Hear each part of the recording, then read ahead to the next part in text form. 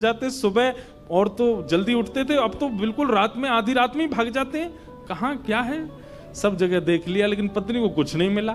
हाँ, एक अंतर दिखा, क्या कि जब आरती होती है तो सबसे पीछे नीचे वाली सीढ़ी पर खड़े होकर के काले खां भी दर्शन करता है। पत्नी ने एक दिन पूछा, आजकल नमाज पढ़ने नहीं जाते आप? समय कहाँ है मेरे पास में, मैं वहीं कर लेता हूं अपना। वो नहीं, समय तो निकाला जाता है।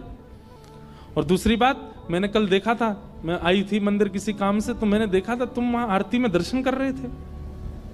ये हमारे भगवान नहीं है, इनका दर्शन क्यों करते हो? हमारे भगवान है, उनके पास जाया करो, मस्जिद में जाया करो, आदि आदि ये सब किया करो, यहां सब क्या कर रहे हो? काले खां ने बात को टाल दिया, हाँ छोड़ दूंगा, वो तो दर्शन नहीं कुछ था इसलिए देख रहा था। लेकिन पत्नी को शक हुआ, और वो उसने 2-4 बार देखा तो काले खां दर्शन करते ही मिले। आज पत्नी गुस्सा बैठी थी घर पर, जैसे काले खां लौट करके आए, क्या बात है, गुस्सा क्यों? बोले तुमको पता हमारे विवाह को 15 वर्ष हो गया और आज तक बालक का जन्म नहीं हुआ है। हमने सुना है अपने बड़ों से कि जब हमारा ईश्वर प्रसन्न होता है तब हमको संतान देता है। तुम अपने ईश्वर को मनाते नहीं, दूसरों के ईश्वर को मनाते हो, इसलिए तुम्हारी संतान नहीं हो रही है। मैं कारण नहीं हूं, तुम कारण हो। अपने भगवान को भजोगे तो कृपा करके हमको बालक मिलेगा ना। तुम दूसरों के भगवान को भजते हो, मुझे सब पता है। काले खां रोने लगते, देवी मैं तुम्हें क्या बताऊं, तुम समझो तो मैं तुम्हें बताऊं। बोले क्या समझाना चाहते हो बताओ? बोले कैसे उसके पैर हैं, ऐसा त्रिभंग लली बन के खड़ा होता है, नेत्र ऐसे सुंदर अद्भुत, क्या मुस्कान है, ऐसे अधर, अरे मुझे तो यूं लगती है कि ये यशोदा मैया को लाला इतना सुंदर, ऐसे सुंदर उसके भुजा, ऐसे सुंदर। मैंने कुछ किया नहीं, अपने आप मेरा मन उसमें लग गया है, मैं क्या बताऊं। सुनकर के पत्नी तो बोली, मैं कल अपने भाइयों को बुला रही हूं, ये सब क्या चल रहा है? तुम तो पूर्ण रूपेण बिल्कुल धर्म परिवर्तन की स्थिति में आ गए हो, तुम उन्हीं के होने वाले हो। नहीं नहीं नहीं, धर्म परिवर्तन आदि का मेरा विचार नहीं, मैं तो तुमको अपने मन की बात बता रहा हूं। पत्नी ने इतना टोक दिया कि काले खां बताने से पहले पी गए सारी बात, कुछ नहीं बोले। पत्नी अब रोज टोकती है, समय से नहीं आते, भोजन नहीं करते, ये नहीं। इतने परेशान हो गए काले खां।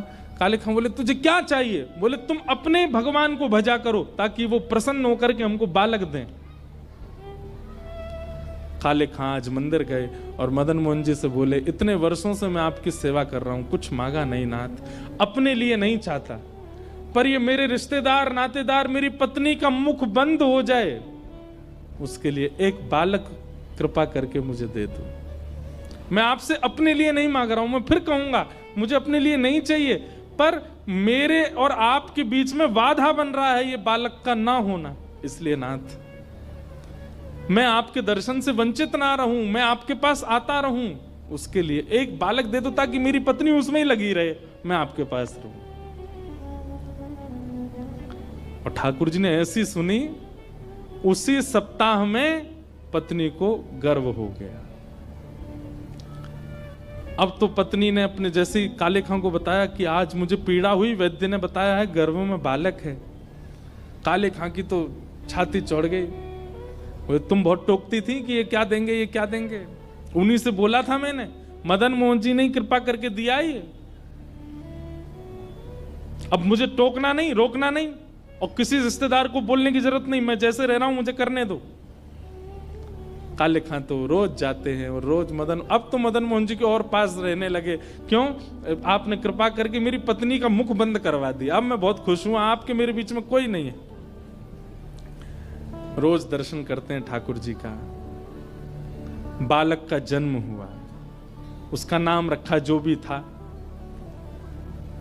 धीमे धीमे बालक बड़ा हुआ, 8 वर्ष तक बहुत बढ़िया सब कुछ चलता रहा। मदन मोहन जी भी खूब प्रेम देते हैं, जो जो मांगता है रसखान वो हो जाता है। कभी रसखान के मन में होता है कि मैं प्रसाद पुजारी जी से तो मांग नहीं सकता, कोई दर्शनार्थी निकल रहा हो और ठाकुर जी ऐसी कोई कृपा करना उसके हाथ से प्रसाद गिर जाए, और वो नीचे जब गिरे तो मैं कहूंगा अरे नीचे गिरा हुआ क्या लोगे, वो चला जाए, उसको बीन के मैं पालूं। कभी आपकी इत्र की प्रसादी मिल जाए, कभी कुछ, इस प्रकार से वो भावना करता और ठाकुर जी कैसे ना कैसे पूरी कर देते काले खां की। लेकिन ठाकुर जी का नियम है, बहुत दिनों तक सब अनुकूल चलने देते नहीं है। बिना कौतुक किए, बिना खेल किए तो इनका मन नहीं लगता। और एक दिन ठाकुर जी ने खेल किया। क्या खेल किया? इनका बेटा 8 वर्ष का था, वो यमुना जी के तट पर खेल रहा था, नदी के तट पर खेल रहा था अपने मित्रों के साथ। तभी एक काले नाग ने उसको डस दिया और नीला पड़ गया और उसकी मृत्यु हो गई, बेटे की मृत्यु हो गई। बच्चे दौड़े दौड़े उसकी पत्नी को बुला करके लाए, तुम्हारे बेटे को काले सांप ने डस दिया। वो बालक को लेकर के ओझा के पास गई, झाड़ा करने वालों के पास गई, सब ने उसको मृतक घोषित कर दिया। किसी बालक से कहा था इसके पिता को बुला के लाओ, मदन मोहन मंदिर में सेवा करते हैं, वो उनसे कह के आओ कि बालक को ऐसे ऐसे विष लगा है। बालक जब बताने आया तब ये आरती